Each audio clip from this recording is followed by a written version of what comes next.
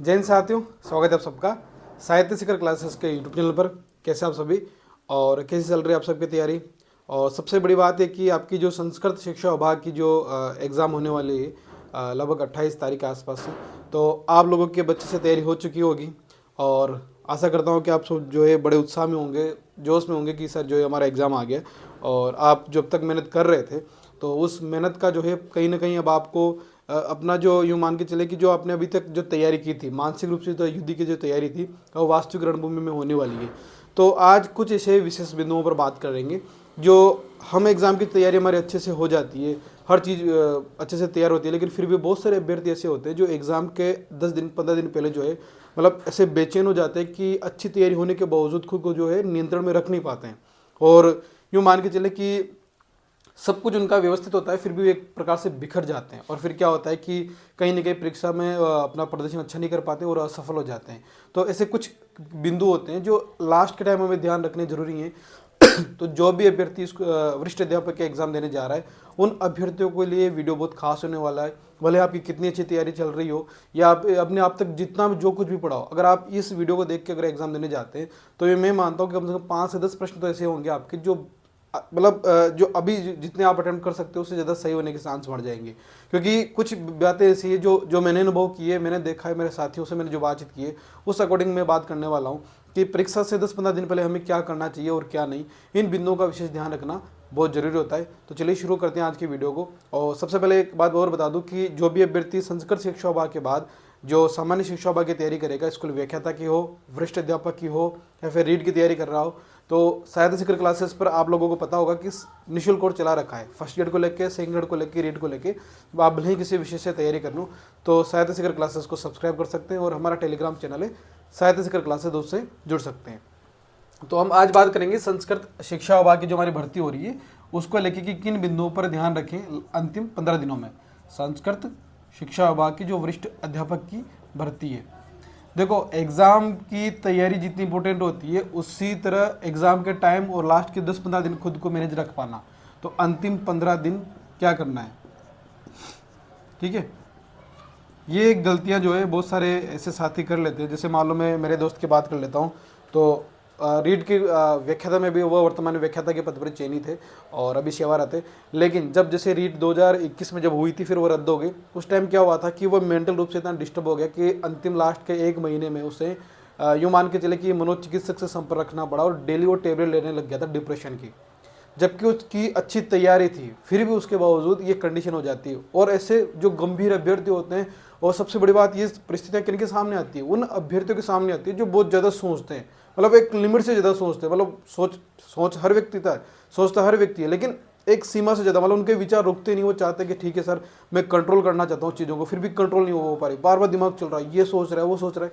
उन साथियों के साथ ये चीज़ें होती है। तो इन्हीं बातों पर, इन बिंदुओं पर गौर करना है और ये गलतियाँ आपको नहीं करनी है। उसका फिर बाद में एग्जाम में वो जो है रद्द हो गई, वरना उसका सिलेक्शन होता भी नहीं उसमें, क्योंकि उसके नंबर बहुत कम आ गए थे और एग्जाम के दिन भी वो रोने लग गया था परीक्षा हॉल में। तो ऐसी बातें होती है। तो इन चीज़ों को आप भी देखें और कोशिश करें कि ये गलतियां आप ना करें। इसलिए उन सारे अनुभवों को और जो मैंने देखा उनके हिसाब से आज बातचीत करने वाले हैं। और मैं मानता हूँ कि लगभग जो सामान्य रूप से तैयारी कर रहे हैं अभ्यर्थी, सभी के सामने ये चीज़ें होती है। तो इनको किस तरह फेस करना, किस तरह इनका सामना करना, उस पर बात करेंगे। सबसे पहले तो आप लोगों को मेरी पहली सलाह है कि अब अंतिम 15 दिन बच गए, तो आपके जो सोने का या खाने पीने का या उठने बैठने का जो रूटीन है उसको थोड़ा चेंज कर लें। जैसे कि अगर आप जैसे मान लो रात में पढ़ते हैं, ठीक है, रात में पढ़ते हैं और जैसे दिन में सोते हैं, दिन में सोना, तो इसे थोड़ा चेंज कर लें। कैसे? दिन में सोने का सिस्टम जो है आपका यूँ मान के चले कि अगर आप 2-3 दिन पहले से थोड़ा ऐसे एडजस्ट करोगे तो फिर बहुत मुश्किल हो जाता है। अब इसे कोशिश करें कि आप जैसे कि मान लो रात को जैसे मान लो आप यूँ मान के 4 या 5 घंटे सो रहे हैं या 6 घंटे सो रहे हैं, ठीक है, और दिन में आप 2 घंटे सोते हैं या फिर 1 घंटा आप दिन में सोते हैं, तो कोशिश करें कि इधर जो है आप 7 से 8 घंटा इधर सोना स्टार्ट कर दें और इधर 1 या यूँ मान के चले कि 30 मिनट तक का रखें। 1 घंटा सो लें या 30 मिनट का। ज़्यादा से ज़्यादा 30 मिनट, धीरे धीरे धीरे कम करना स्टार्ट करें, ताकि क्योंकि आपका जिस दिन एग्ज़ाम हो तो फिर आपको ये चीज़ें जो है लेज़ी फील ना करवाए, क्योंकि हमारा जो जो नींद का जो सिस्टम है हम एक दिन में चेंज नहीं कर सकते। ये अपनी जो डेली का जो रूटीन होता है ना कहीं फिर हमारी हेल्थ या हमारी जो बॉडी वो उसी तरह एक्टिव होती है। तो एक तो इस पर फोकस करें, क्योंकि आपकी भले अच्छी तैयारी है, आपने भले 3 बार 4 बार रिविजन कर लिया हो, लेकिन अगर इस पर काम नहीं किया तो आपकी सारी तैयारी व्यर्थ हो सकती है। क्योंकि अगर उस टाइम एग्जाम के टाइम अगर आपको उबासी आ रही है, एग्जाम के टाइम आपके जो नींद का टाइम है डेली का, और वो चीज़ हो रही है ना कहीं तो ये आपको नुकसान करवा सकती है। तो जो भी अभ्यर्थी अब अंतिम 15 दिन, देखो तैयारी हो चुकी है, अब तैयारी पर उतना फोकस नहीं करना कि सर ये बाकी वो बाकी, उनमें नहीं उलझना। अब उलझना है किस पर, खुद की हेल्थ पर, खुद को एक इस प्रकार एक परीक्षार्थी के हिसाब से तैयार करना है, ठीक है। अब तक आप एक विद्यार्थी थे, अब तक आप एक अभ्यर्थी थे, अब आप परीक्षार्थी बनेंगे। तो परीक्षार्थी के हिसाब से खुद को तैयार करना है कि किस प्रकार मैं परीक्षा में अच्छा प्रदर्शन करूं, ठीक है। अभ्यर्थी के हिसाब से अब तैयारी नहीं करनी, अब आप परीक्षार्थी के हिसाब से आपको तैयार होना है। तो सबसे एक ये बात करनी कि रात में पढ़ते हैं, दिन में सोने का जो टाइम है उस पर थोड़ा बहुत चेंज करेंगे, मतलब रात में उतनी नींद लें और दिन में लगभग 25 से 30 मिनट का कर लें। और लास्ट का जब 4 या 5 दिन रहेंगे, 4 या 5 दिन, फिर भला एक वीडियो के माध्यम से जैसे प्रश्न पत्र कैसे सोल्व करना है क्या नहीं उस पर बात कर लेंगे। वो 4-5 दिनों में तो फिर दिन में सोना बिल्कुल ही बंद कर देंगे, ठीक है। दिन में सोना ही नहीं है, बस ये है, क्योंकि बिल्कुल खत्म कर देना है उस टाइम। दिन में सोना नहीं है, रात में जितनी नींद ले सकते हो उतनी नींद लेनी है, और बिल्कुल भी नहीं सोना, क्योंकि उससे क्या होगा कि फिर आपकी बॉडी जो है पूरी एक्टिव रहेगी, भले फिर किसी भी टाइम आपका एग्जाम का जो भी टाइम होगा उस हिसाब से। दूसरी बात कर लेते हैं कि लास्ट के ये सोने वाली ये बात तो हो गई। अगली बात कर रहे हैं कि जैसे अभी आप रिवीजन कर रहे होंगे, क्योंकि आप सबकी जो है तैयारी तो हो चुकी है, कोर्स कंप्लीट हो चुका है, तो आपका जो रिवीजन चल रहा होगा। तो रिवीजन में एक चीज़ याद रखनी है कि सारी बुक्स, जैसे मान लो आपके पास 5 बुक्स हैं या 3-4 रजिस्टर हैं, सबका रिवीजन कर रहे होंगे। तो अब अगर आपको लग रहा है कि सर जो है मैं अब प्रत्येक रजिस्टर को पूरा कंप्लीट नहीं कर पाऊंगा, तो क्या मैं क्या करूँ क्या नहीं करूँ, तो देखो किसी से भी अब जो है आपने जो सिलेबस, जैसे मान लो एक रजिस्टर था 2 या 3 बार कर रखा होगा कम से कम, तो अब आपको पूरे जो है मान के चलिए पूरे रजिस्टर में नहीं उलझना है, पूरा रजिस्टर नहीं पढ़ना है। अब आपको क्या देखने, वह टॉपिक देखने, दो तरीके से पढ़ना है, ठीक है। एक तो वो टॉपिक देखना है जो आपको लगता है कि वेरी इंपॉर्टेंट है, जहाँ से प्रश्न बनाए, क्योंकि अब तक आपने जो विश्लेषण कर लिया होगा। और दूसरी बात, वो टॉपिक पढ़ना है जो हार्ड है और जो आपको याद तो है लेकिन आप उसे भूल जाते हैं, तो इसे देख लें। क्योंकि जो सरल टॉपिक है आपके ऑब्जेक्टिव होगा, तो प्रश्न आपका एग्जाम तो ऑब्जेक्टिव है, तो वो सरल वाला तो आप निकाल लेंगे। लेकिन जो हार्ड है जिसे बार बार भूल जाते हैं, तो कहीं ना कहीं कोशिश करें कि आप उसको अभी दोबारा इन रिवीजन के टाइम देख लें। वह चीज़ भी नहीं देखनी जो बिल्कुल मतलब आपने 4 बार पढ़ चुके हैं लेकिन याद ही नहीं हो रही है, तो उसमें भी नहीं उलझना, उस चीज़ को फिर बिल्कुल स्किप कर देना है, क्योंकि लास्ट का टाइम है। और जो चीज़ आपको याद नहीं हो रही है, डिस्टर्ब कर रही है, तो फिर उससे आपका जो है मेंटली रूप से आप डिस्टर्ब हो सकते हैं, ठीक है। ऐसी चीज़ जहाँ आप मतलब आपको लगता है कि इसे मैं कर लूँगा, पर एक बार और पढ़ने की जरूरत है उस टॉपिक को, और जो इंपॉर्टेंट टॉपिक है उन्हीं का आप रिवीजन करना है। पूरे रजिस्टर, पूरे बुक्स या पूरी किताबों का रिवीजन अब नहीं करना है, उससे कोर्स कंप्लीट भी नहीं होगा, फिर आप तनाव में आ जाएंगे। दूसरी बात, रिवीजन कर रहे हैं तो एक बात का ये ध्यान रखें कि आपका रिवीजन जो है केवल और केवल जो है जो चीज़ें आपने पढ़ रखी है उन्हीं चीज़ों को आप पढ़ेंगे, एक्स्ट्रा अब कुछ नहीं पढ़ना है। जैसे बहुत सारे अभ्यर्थियों से होते हैं जो last time 1000 one liner books आ गई, रामबाण वाली, पता नहीं क्या क्या ऐसे मार्केट में किताबें आती है, ये नहीं पढ़ा तो ये नहीं होगा और वो नहीं पढ़ा, तो इनके चक्कर में नहीं उलझना है। अब आप एक वरिष्ठ अध्यापक की तैयारी कर रहे हैं, तो आप में कम से कम इतना विवेक तो होगा कि आप इन चीज़ों को समझेंगे कि ये फालतू के प्रलोभन हैं। जो अभ्यर्थी 6 महीने साल भर में तैयारी नहीं कर पाया, वह अभ्यर्थी 15 दिन के रामबाण पढ़ के कैसे सिलेक्शन ले सकता है, ठीक है। तो इन चीज़ों के प्रलोभन में नहीं आना है।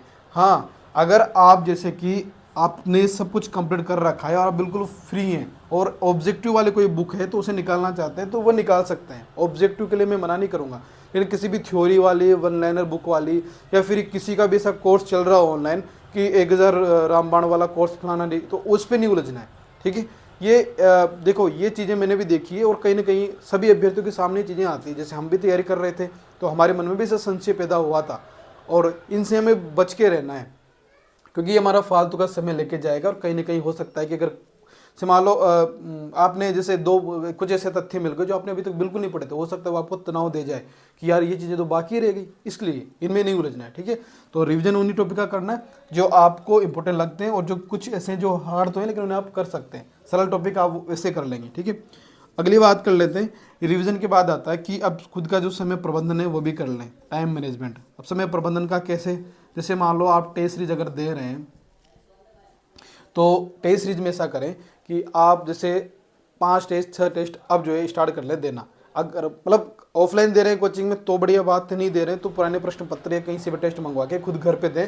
और कोशिश करेंगे जैसे मान लो आपका जो फर्स्ट पेपर है उसको और सेकंड पेपर है उसको उस टाइम के अकॉर्डिंग देखें भाई कितने घंटे का होता है ना, उस अकॉर्डिंग बैठ के और उसी समय के भीतर उसको करने की कोशिश करें। जैसे सेकंड पेपर है तो भाई 3 घंटे में करना है तो 3 घंटे की कोशिश करें और घर पे प्रैक्टिस करें, ताकि आप लोगों को ये होगा कि हाँ मैं समय के अकॉर्डिंग प्रश्न सॉल्व कर पा रहा हूँ या नहीं कर पा रहा हूँ, प्रश्न पत्रों को समझ पा रहा हूँ, उनका आंसर भर पा रहा हूँ नहीं भर पा रहा हूँ। ठीक है, और इसको लेके कि किस प्रकार परीक्षा में जो है आपको अपना प्रश्न पत्र जो है देखना है, किस प्रकार सोल्व करना है, इसके बारे में मैं जो है यूँ मान के चले कि 24-25 के आसपास एक वीडियो और बना दूंगा, ताकि आप लोगों को एग्ज़ाम में किस प्रकार तैयारी करनी है, किस प्रकार आपका एंट्री करनी है, किस प्रकार आपको एग्ज़ाम में प्रश्न पत्र सोल्व करने, सारी बातें कर लेंगे। अभी के लिए तो ये देखें कि आप जो टेस्ट ले रखी हो या फिर आप ऑफलाइन ज्वाइन कर रखा हो या घर पे भी, तो 2-3 टेस्ट जैसे टाइम के अकॉर्डिंग भाई इतने टाइम में होता है, इतने टाइम के अंदर ही मुझे देना है वो करें। चौथी बात ये कि अब जो है खुद पर जो अगर मान लो जैसे तनाव आ रहा है, बेचैनी हो रही है, तो इन चीज़ों को हावी ना होने दें। ठीक है, क्यों? क्योंकि ये सामान्य प्रक्रिया है। अगर आपके मन में घबराहट, तनाव, बेचैनी हो रही है तो एक सामान्य प्रक्रिया है। ये उन्हीं अभ्यर्थियों के साथ होगी ये जो अभ्यर्थी कहीं ना कहीं अपनी इस यात्रा को लेकर गंभीर थे, जिसे कुछ मतलब ही नहीं है, वो व्यक्ति क्यों मतलब उसके क्यों हाथ पैर फूलेंगे, क्यों वो घबराएगा? क्योंकि उसने तैयारी की नहीं है।